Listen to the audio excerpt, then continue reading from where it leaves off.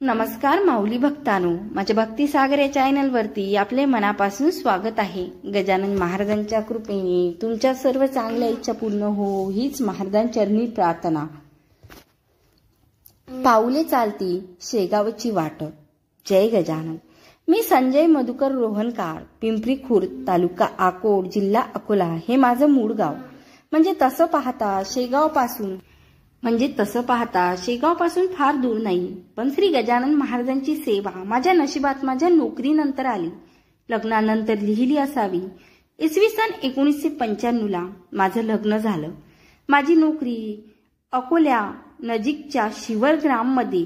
तेथील सूतगिरणीतील माझे काही मित्र नेमाने महिन्यातील एका शनिवारी रात्री अकोला शेगाव पायी वारी करीत असतात।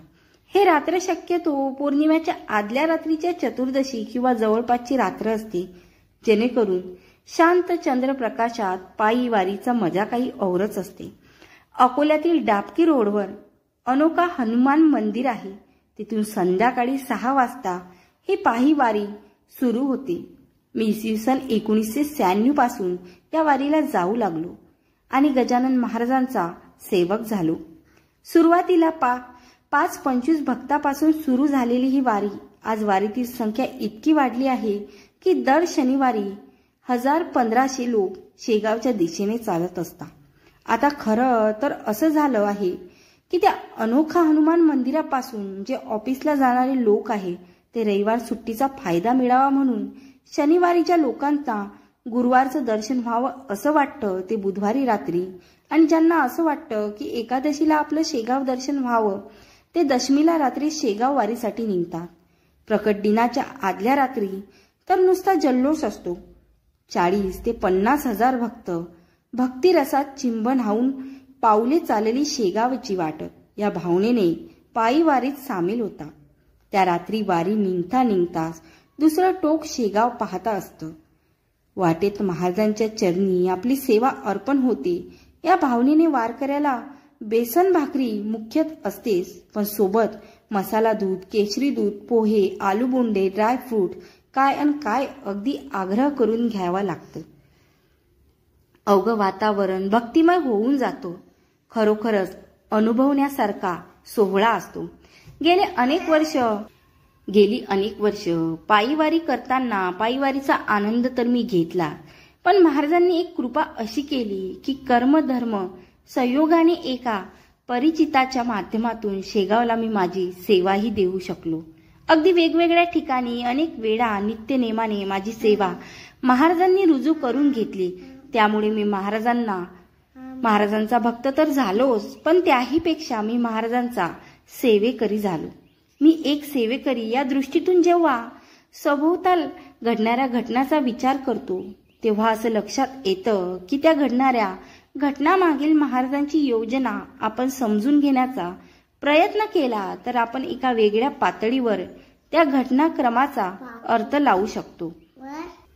माझ्या नोकरीचं स्वरूप असं आहे की कधीकधी मला मालकांसाठी वेगवेगळ्या ठिकाणी वसुलीसाठी जावं लागतं। अशा वेळी स्थानिक पार्टीचा एक माणूस मला सोबतीला देतात आणि त्याच्यासोबत आवश्यक तिथे भेट देऊन माझं काम होतं। इसवी सन 2015-16 ची गोष्ट असेल।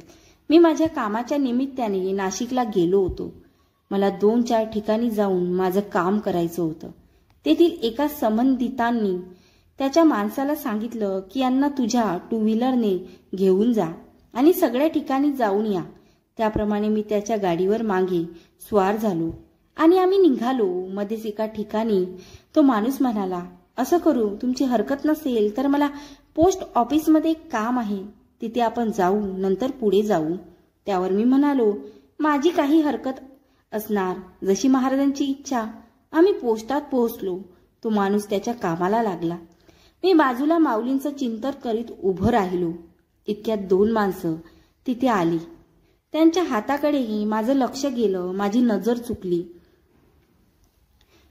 नजर चमकली। त्यांच्या हातावर शेगावच्या आनंद विहाराच्या 2 किल्ल्या दिसल्या। मी पुढे होऊन त्यांना विचारलं, या शेगावच्या आनंद विहारच्या किल्ल्या तुमच्याकडे कशा? माझा प्रश्न ऐकून ते आश्चर्याने माझ्याकडे पाहत म्हणाले, अहो कालच आम्ही शेगावला होतो। घाई गडबडीत या किल्ल्या आमच्याकडे राहिल्या.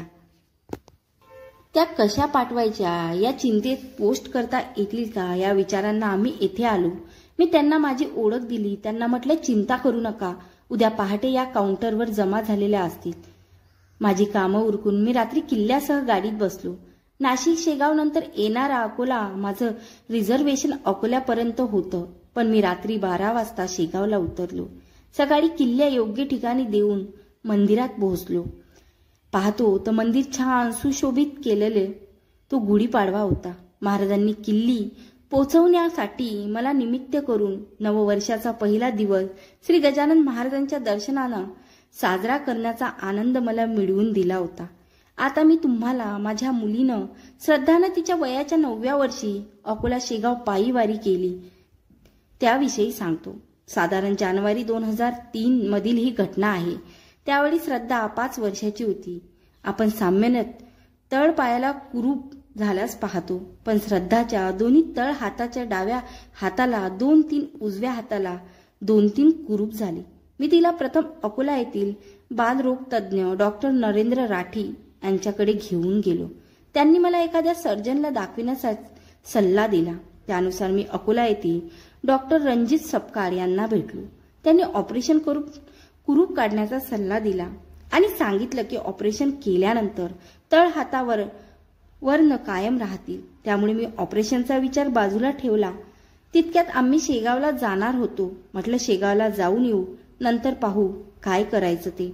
ठरवल्याप्रमाणे आम्ही दोघं, मुलगा आणि मुलगी असे चौघेही शेगावला पोचलो. मला आठवतं, आम्ही समाधी मंदिरात दर्शनासाठी उभे होतो. श्रद्धाने अतिशय श्रद्धेने आपले दोन्ही हात महाराजांसमोर धरले आणि त्यांना प्रार्थना केली. म्हणाली, गजानन बाबा, हे माझे दोन्ही हात हे नीट करा. माझे हात बरे झाले तर मी माझ्या बाबांसारखी अकोला शेगाव पायी वारी करीन.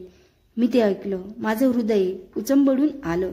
मी पटकन श्रद्धाला कडेवर घेतलं आणि फक्त महाराजांकडे पाहिलं.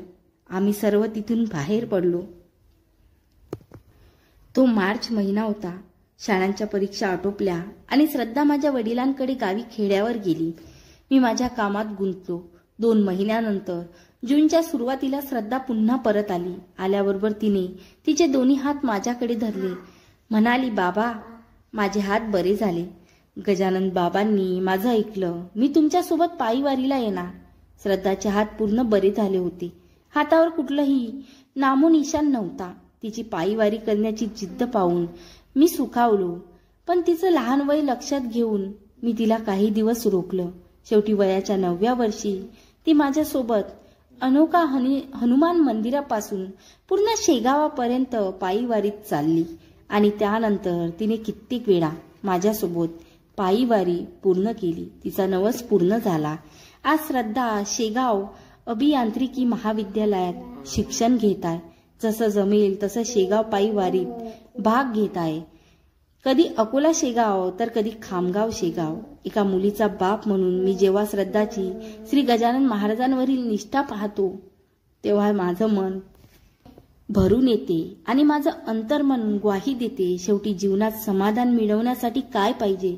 श्रद्धा, निष्ठा आणि मुखात नामस्मरण.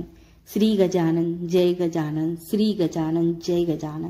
माऊली भक्तांनो, तुम्हाला जर हा अनुभव आवडला असेल तर नक्की लाईक करा आणि जय गजानन टाईप करा. गण गण गणात बोते, गण गण गणात बोते.